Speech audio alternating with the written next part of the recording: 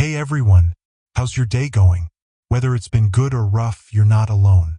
So sit back, relax, and let's step into the world of mystery together.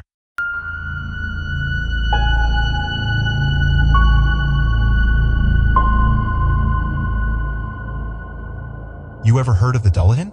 No? Well, let me tell you something. If you're ever walking down a lonely road at night and hear hooves behind you, don't turn around. If someone whispers your name in the wind, don't answer. Because once the Dullahan calls you, it's already too late. And that's exactly what happened to Megan Sullivan when she returned to Black Hollow, Vermont after nearly 10 years away. Black Hollow wasn't the kind of place you'd find on a tourist map. It was old, the kind of town where the past clings tight and refuses to let go.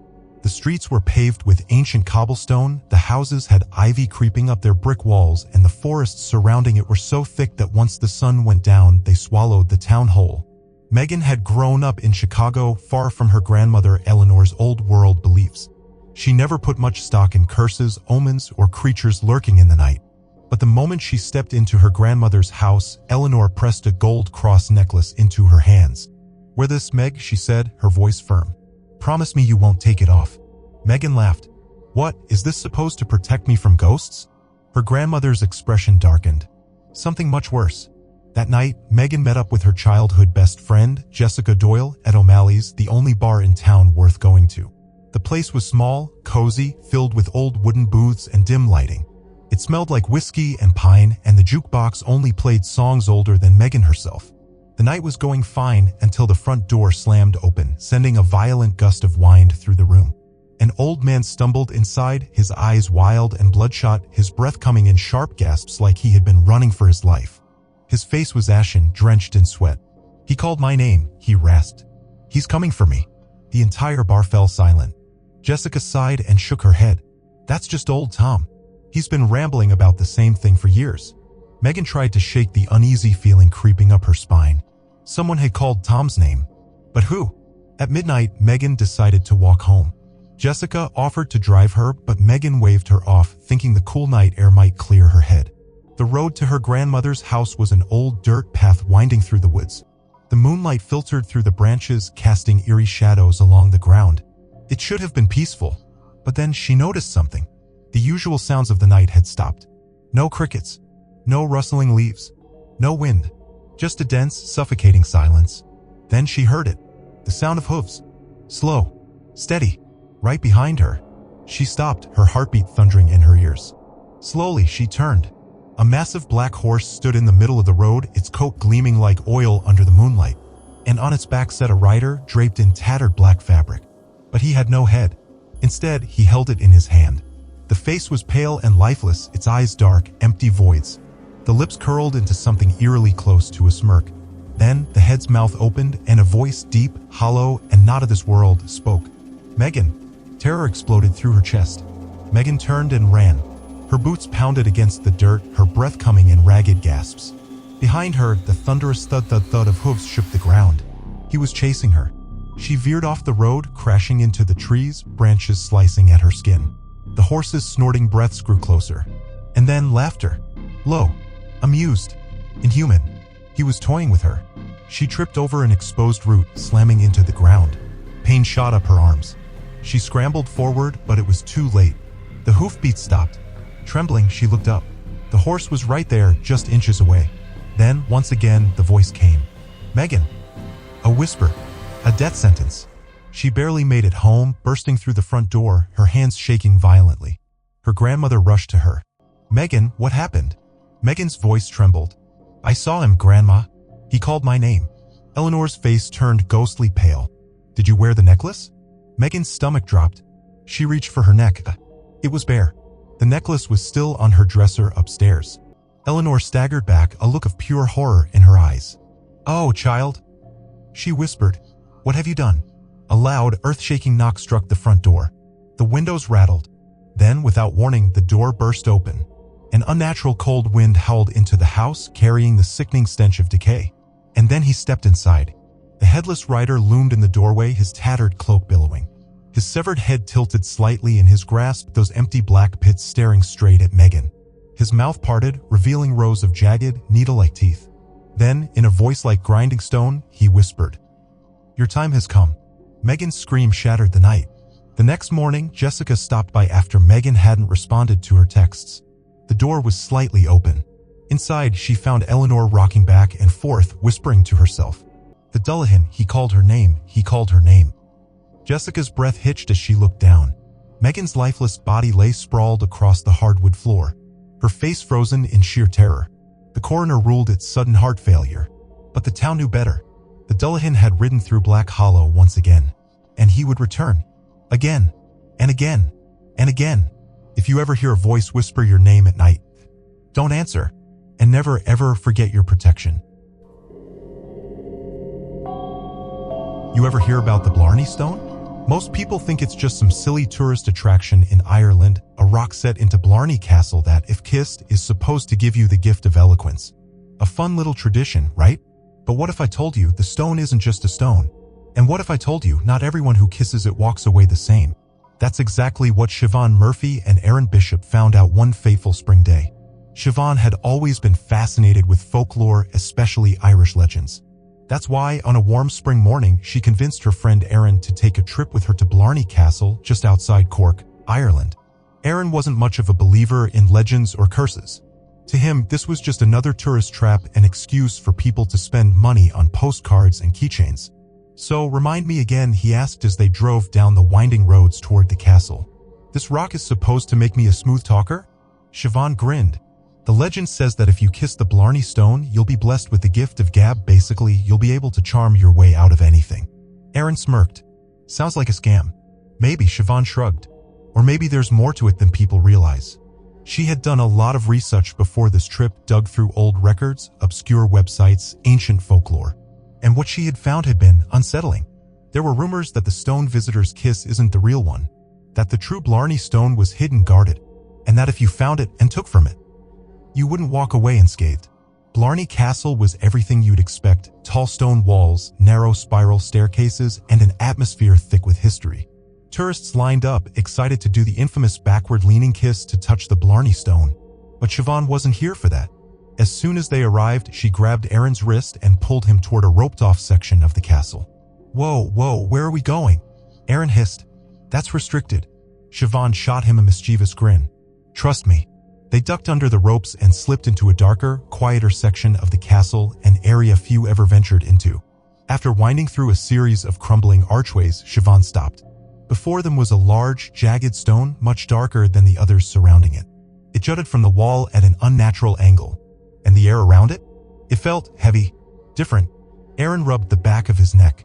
How the hell did you even know about this? Siobhan's eyes gleamed. I did my homework. This is the real Blarney Stone. Aaron scoffed, but something about the way Siobhan stared at the stone unsettled him. And when she dropped to her knees and crawled to the edge of the wall, his stomach twisted. Hold my ankles, she instructed. Aaron blinked. Excuse me. I have to kiss it, she said. I need you to hold me steady. Aaron muttered a curse under his breath but grabbed her ankles anyway as she inched forward, her head now dangling over the edge of the castle wall. She pressed her lips against the stone. The moment she did, the air shifted. A sound rippled through the walls. Like a whisper. Aaron didn't know what happened next. Everything blurred together. 1 second, he was pulling Siobhan back onto solid ground. The next, he was staring into her eyes. And she was staring back at him, with a look that made his stomach turn cold. Her pupils were different, darker. And then she spoke. Aaron, step back. He immediately did as she said, without hesitation, without thinking. And that's when it hit him. She wasn't just talking. She was commanding. The stone had done something to her. Aaron swallowed hard, suddenly desperate to leave. But then he had an idea. If kissing the stone gave power, then what if he took a piece of it? Without Siobhan looking, he reached out, grasped a loose shard of the jagged rock, and yanked it free. A low moan echoed through the walls. Aaron stuffed the piece into his pocket and turned to Siobhan. Let's get out of here. From the moment they left the castle, things got weird. It started small. A painting fell from the wall as they walked past. A suit of armor crashed to the ground. And then, as they crossed the wooden bridge leading out of the castle, Aaron heard it. A voice. Soft at first, then growing louder. Return the stone, return the stone, return the stone. His vision blurred. His knees buckled. And then the bridge beneath them creaked. Aaron grabbed Siobhan's wrist. Run. But it was too late. The bridge snapped. Siobhan screamed as the wooden planks beneath her gave way. She reached for Aaron, but something yanked her down, something not human. Aaron felt the stone in his pocket pulse, then it flew out, hitting Siobhan's chest. Her eyes widened, and then she was gone, pulled into the depths of the water below. Aaron screamed her name, but his own footing gave out, and he fell. They searched the river. They searched the rocks, but no one ever found Siobhan or Aaron. All they found was the stone, right back where it had always been. The Blarney Stone isn't just a legend. Some gifts aren't meant to be taken, and if you ever find yourself at Blarney Castle, don't go looking for the real stone. And whatever you do, don't take a piece with you. Some places should be left undisturbed. Some stories aren't just legends, and some things should never wake up. That's what Grace and Nora Callahan learned when they took a trip to Giant's Causeway, a place where the land remembers its monsters. Grace and her younger sister, Nora, had grown up hearing the old Irish legends. Their grandfather had told them stories about Finn McCool, the great Irish giant, and his battles with Banandaner, the Scottish colossus. But to them, it was just a fairy tale. Now, standing on the hexagonal stone columns of the Giant's Causeway, watching the waves crash against the rugged cliffs, it all felt unreal. I can see why people thought giants built this place, Nora murmured, stepping carefully along the uneven rocks. Grace smirked. Yeah, but it was actually formed by lava, right? Nora rolled her eyes. Thanks, science teacher. Still, it's kinda eerie, don't you think? The wind howled as if responding. The sky had darkened, thick clouds rolling in over the ocean. A storm was coming, and something about the air felt wrong. The first rumble felt like a low growl beneath their feet. Nora stumbled, grabbing onto Grace. What was that? She gasped. Grace frowned. Probably just the tide hitting the cliffs. Then it happened again. Louder. This time, the ground shook violently. The stone beneath them split, a deep, jagged crack ripping through the rock formations. Nora screamed as the ground beneath her collapsed. She tried to grab onto the ledge, fingers clawing at the slippery rock. But she fell, plunging into the abyss below. Grace's heart stopped. Nora! She dropped to her knees, peering into the darkness. And then she heard it. A sound that didn't belong. A growl. Low. Inhuman. Rising from the depths. Before Grace could react, the ocean itself seemed to rise. Something huge emerged from the water. A massive figure, taller than a building, covered in seaweed and jagged stone-like armor. A giant. His face twisted into a furious snarl, water dripping from his colossal form as he stepped onto the causeway. Banandaner, the Scottish giant of legend. And he was awake. Grace couldn't move. Then another sound. A deep roar, shaking the cliffs. And from beneath the earth, the second giant rose. Taller. Broader. His skin carved from the same rock as the causeway itself. His eyes glowed like burning embers. Finn McCool, the Irish warrior giant. They weren't legends. They were real. And they were about to finish what they started. Grace barely had time to react before the giants charged at each other. When they clashed, the impact shook the world. Banandaner swung a boulder-sized fist, but Finn dodged, his massive foot crushing the stones beneath him. Boom. A single hit sent waves crashing up the cliffs, nearly knocking Grace into the sea. She had to find Nora. She turned and ran toward the abyss, her pulse pounding in her ears. And that's when she saw her. Nora climbing from the crack in the earth, her face pale with terror. But she wasn't alone. Something was crawling up after her. Something huge. And not human. It was black as tar, its skin dripping like molten stone. A third creature. Not a giant, something worse. Its glowing yellow eyes locked onto Nora as it slithered out of the darkness, its massive clawed hands reaching for her. It had been buried beneath the causeway, and the battle above had set it free. Grace lunged forward, grabbing Nora's arm and yanking her up just in time. The creature shrieked, its voice shattering the air like glass. It was hungry, and it wasn't going back underground. Above them, Finn had seen it too. He turned away from Banandaner, eyes narrowing as he spotted the monster crawling from the depths. Banandaner used the distraction to charge him, knocking Finn backward into the cliffs. Grace and Nora barely dodged as boulders rained down around them. Then Finn did something unexpected. Instead of fighting back, he grabbed one of the massive basalt columns, a towering rock from the causeway itself, and ripped it from the ground. The earth trembled. He turned toward the monster, his massive form casting a shadow over it. And then, with all his strength, he slammed the column down, right onto the creature's skull. It let out a horrific, deafening shriek. Then silence. The black mass collapsed, sinking back into the depths where it came from. The causeway sealed itself once more. The The crack closed, and the battle was over. Banandaner, seeing the earth had taken its toll, let out a furious roar before retreating back into the sea. The storm faded, the waves calmed, and Finn McCool? He stood for a moment looking down at Grace and Nora.